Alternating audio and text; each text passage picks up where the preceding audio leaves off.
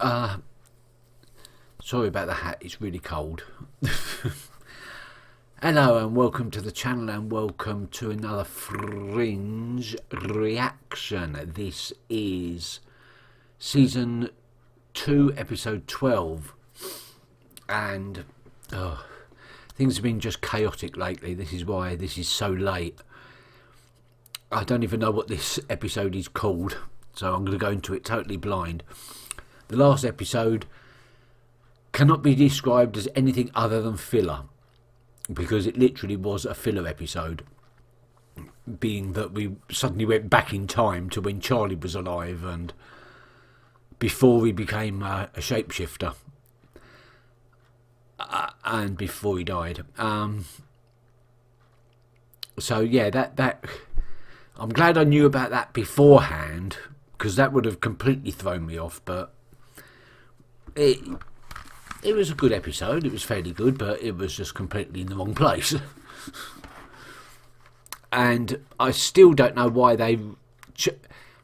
I know why it was cut now, but I really don't know why it was suddenly just thrown in as episode 11. I've no idea why that was.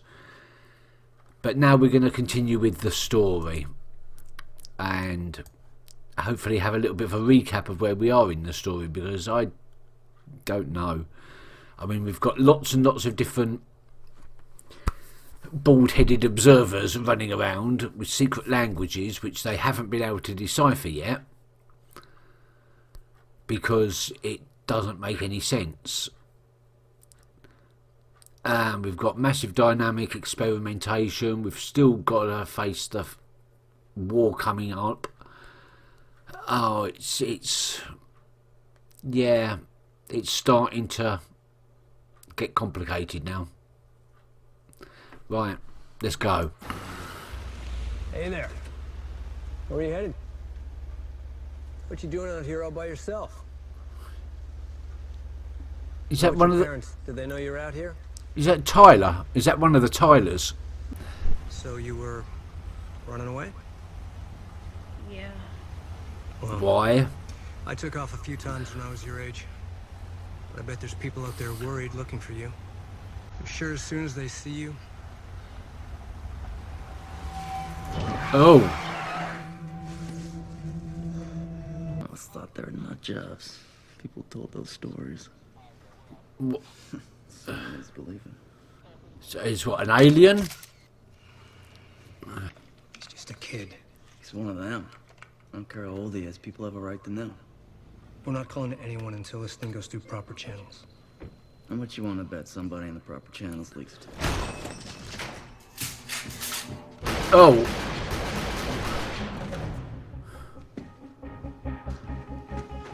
Who is one of them? We've never met these before.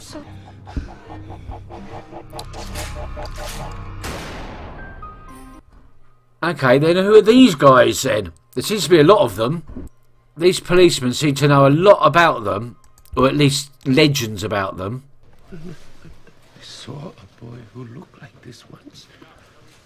He was young, like this child, and he played the banjo. I think it was a haunting melody. Oh, good grief, he's remembering Deliverance.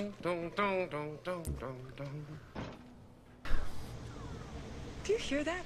That buzz? A drone? Hard artichokes rarely keep Norwegian elephants, Singapore sleep. Hey, what are you singing? But no idea. It's popped into my head. It must be that buzzing. I can't stop it. So I take it you've heard about what happened last night to the 3 troopers in Jonestown. I understand that the perpetrators took a kid. Yeah. My God. You've never seen anything like that before? No. I've never seen a photograph of one of them. Then you have heard the stories? Yes, obviously he has. Telling those stories is a bit of a local pastime. You hear them all over this part of the state. What is it? Nothing. Joseph? He's one of them, isn't he? Federal agents came into the diner. They're one of them. two of them. Photograph of Teddy. You're asking questions about the killings. Oh, they are them. I told you that wasn't the answer. Yeah, what choice did we have? What are we gonna do? Ever get the feeling that doing this job just makes you less and less normal? Absolutely. Why? Of course it would. Lydia!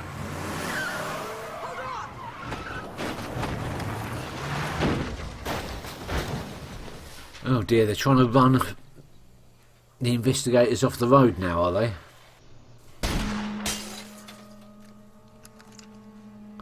Wow, they are serious.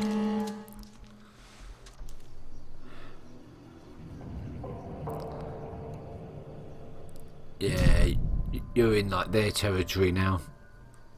Are we there yet, Peter? Walter, get down!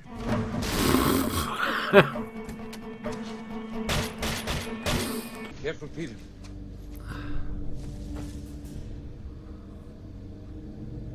It's turned back into human form. You shot at the creature, right? Yeah. Norwegian elephants, Singapore, Sweden. What's he singing? That's some like post-hypnotic suggestion that's been implanted into his head. I got a call from our military liaison. There's something to the rumors of military testing at a diner. Turns out the army was there in the late 70s conducting a series of classified experiments. Anything to do with metamorphic ability? Not that I can tell. The Pentagon files have been almost entirely redacted. Walter? Were you involved in any military testing in Edina? Probably. I'm sure I remember something as exciting as human metamorphosis. No, you wouldn't. It's changed back again. Oh my. I just don't understand how he could possibly have transformed himself. So maybe it's a match on the fingerprints. maybe it's altering your perception. And do you have any idea where he's been living recently? Well, the last I heard, he'd moved to the outskirts of town, but I couldn't say where. I mean, I'm happy to ask around for you. And we'd also like to have a look at the town records. See if we can find a last known address or a photo so that we can ID him. Sure. I'll take you over to town hall. Please, not that song again. It's giving me a headache. The clue is in the song. Hard artichokes rarely keep Norwegian elephants. Hark. Or sleep. The testing at the diner. Project Elephant. I think that's where I've seen this mutation before. So you must have been Maybe part I of it. did work on Project Elephant like Agent Dunham said. I mean, why not just remember the name Harkness, but... Let's find out. There we go, this is what we've been searching for. What's in there? Okay, all the evidence they need.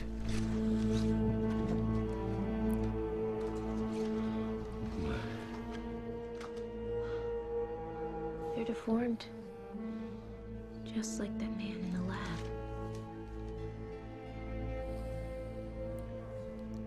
Were they understand now. made that way?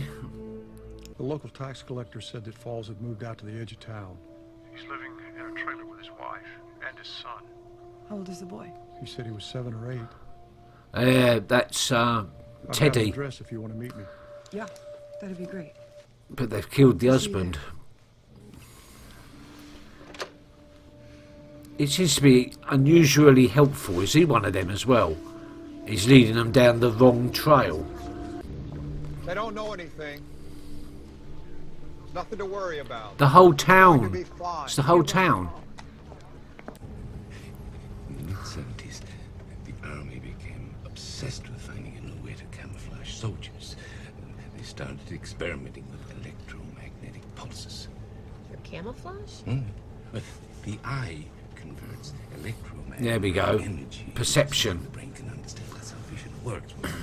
The army thought that if they could generate a massive electromagnetic pulse, then they could effectively scramble the optic nerve.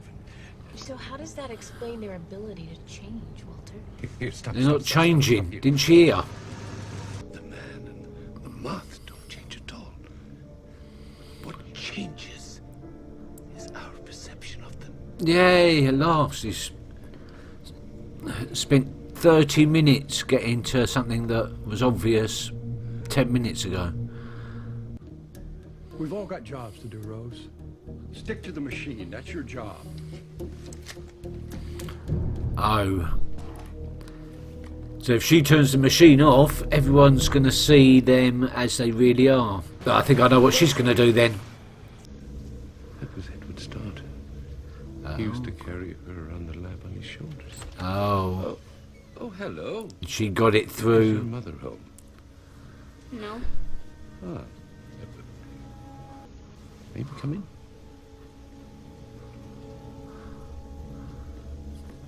Talk to the kid, get him to understand that you mean them no harm. You still stuck on that census data? There's just something weird about these numbers. I went back 30 years, and it looks like the only time the population goes down is when somebody dies. And what about when people move? No one No, moves. that's it, they don't. Nobody ever leaves this town. And nobody ever stays from outside. That everyone in Edina is one of them?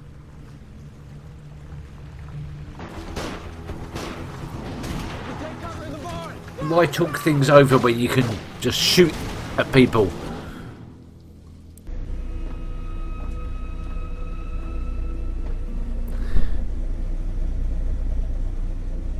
There's the machine.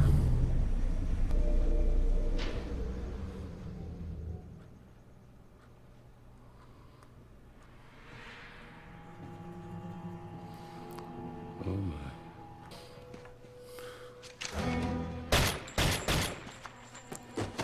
Oh, shoot first, ask questions later.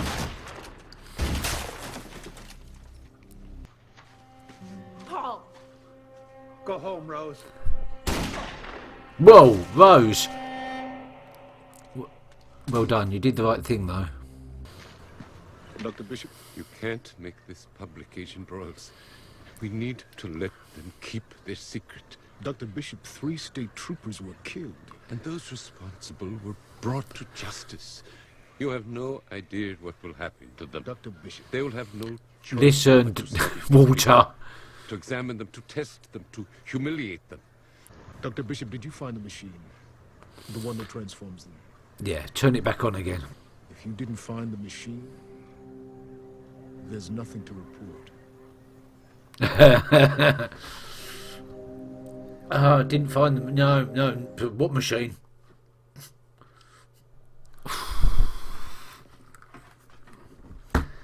Well, that was actually a really good episode with some really good points to make about how our perception makes us see people, different people, not always in the right way. How we, as a species, say that we should look past the physical and get to know people for who they actually are, and yet, as a species, we still make judgments based on appearance and looks, and outward things like that. It's very powerful. And a very really good episode. I really hope we come back to. Well, I really hope we don't have to come back to that as part of the series, because I want them to live in peace and happy. But I kind of hope we get an update at some point in the season about, or sometimes in the series, about how they're doing, and maybe one of them could be a bit of an ally or something. I don't know. I just feel that was a lovely story that needs. I need to know more further on down the line.